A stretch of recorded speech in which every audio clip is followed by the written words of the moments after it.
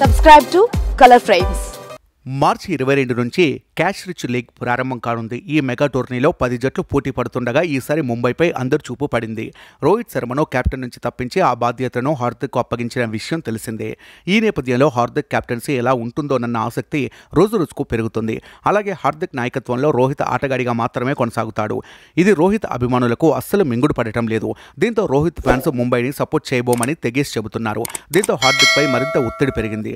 రోహిత్ సారథ్యంలో ముంబై 5 సార్లు ఛాంపియన్గా నిలిచింది.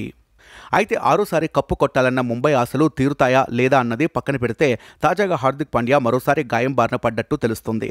ప్రాక్టీస్లో హార్దిక్ పాండ్యా ఇబ్బంది పడిన ఓ వీడియో నెట్టింట్లో వైరల్గా మారింది. ఎడమకాలికి గాయమైనట్లు వీడియో చూస్తే అర్థమవుతుంది. బెంచ్పై పడుకున్న హార్దిక్కు ఫిజియో చికిత్స అందిస్తుండగా బౌలింగ్ కోచ్ లసిత్ మలింగా అక్కడే ఉన్నాడు.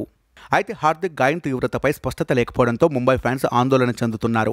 ఇదిలా ఉండగా ఐపీఎల్ ఫ్యాన్స్కు బీసీసీఐ బిగ్ షాక్ ఇవ్వబోతుందట. దేశంలో దశల వారీగా ఎన్నికలు జరగనుండటంతో సెకండ్ హాఫ్ మ్యాచ్లను విదేశాల్లో నిర్వహించాలని బీసీసీఐ భావిస్తోంది.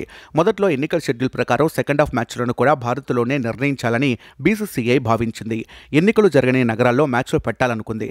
కానీ సార్వత్రిక ఎన్నికలు పలు దశల్లో నిర్వహించాలని భారత ఎన్నికల సంఘం నిర్ణయించడంతో బీసీసీఐ తమ ప్రణాళికలను మార్చుకున్నట్లు తెలుస్తోంది.